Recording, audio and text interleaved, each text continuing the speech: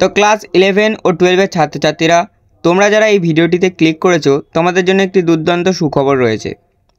তো খবরটি হলো তোমাদের স্কুল থেকে যে বলা হয়েছিল 10,000 টাকা দেওয়া হবে মোবাইল অথবা ট্যাব কেনার জন্য, সেই ট্যাব অথবা মোবাইল কেনার টাকা আর বেশ কয়েকদিনের মধ্যেই তোমাদের ব্যাঙ্ক অ্যাকাউন্টে ঢুকে যাবে।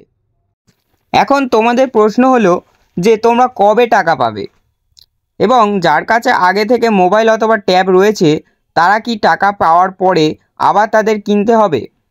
তারা না কিনলেই বা কী হবে? তো সমস্ত প্রশ্নের উত্তর নিয়ে আজকের আমি ভিডিওটিতে চলে এসেছি। তোমরা ভিডিওটা শেষ পর্যন্ত দেখো, আর তো এরকম আরও ভিডিও পেতে চ্যানেলটি সাবস্ক্রাইব করে বেল নোটিফিকেশানটি অন করে দাও। তো প্রথমেই তোমাদের জানিয়ে রাখি, তোমাদের অর্থাৎ ক্লাস 11 এবং 12 এর ছাত্রছাত্রীদের ট্যাব কেনার জন্য যে 10,000 টাকা দেওয়া হবে তার জন্য সরকার 1500 কোটি টাকা বরাদ্দ করেছে। অর্থাৎ তোমরা নিশ্চিত থাকতে পারো যে আর বেশ কয়েকদিনের মধ্যেই তোমাদের ব্যাঙ্ক অ্যাকাউন্টে টাকাটা ঢুকে যাবে। ইতিমধ্যেই বেশ কয়েকটি স্কুলে তোমাদের ট্যাব অথবা মোবাইল কেনার জন্য যা যা ডকুমেন্টস লাগে তা জমা নেওয়া শুরু হয়ে গিয়েছে। তো তোমরা যারা এখনও ডকুমেন্টস জমা দাওনি তোমাদের স্কুলে যোগাযোগ করে ইতিমধ্যেই তাড়াতাড়ি ডকুমেন্টসগুলো জমা দিয়ে দাও। তো এবারে চলে যাব মেন টপিকে, তোমাদের টাকা কবে ঢুকবে। তো বেশ কয়েকটি নিউজ পেপার থেকে জানা গিয়েছে যে তোমাদের ট্যাব অথবা মোবাইল কেনার জন্য যে 10,000 টাকা দেওয়া হবে বলা হয়েছে, সেই টাকা আগস্ট মাসের দ্বিতীয় অথবা তৃতীয় সপ্তাহের মধ্যে ঢুকে যাবে। যদিও না আগস্টের তৃতীয় অথবা দ্বিতীয় সপ্তাহে টাকা তোমাদের না ঢোকে, সেপ্টেম্বর মাসের প্রথম সপ্তাহের মধ্যেই তোমাদের সকলের ব্যাংকে তোমরা ট্যাব কেনার জন্য টাকা পেয়ে যাবে।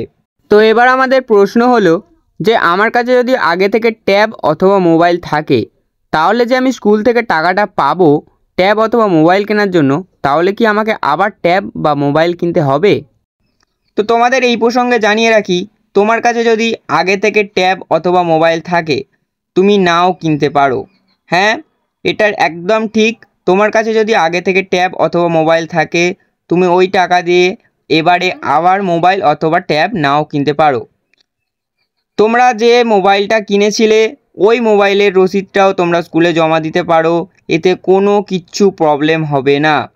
যেহেতু আগের বছরে বিভিন্ন স্টুডেন্ট তাদের আগের মোবাইলের রসিদ জমা দিয়েছিল, সেক্ষেত্রে কোনো প্রবলেম হয়নি।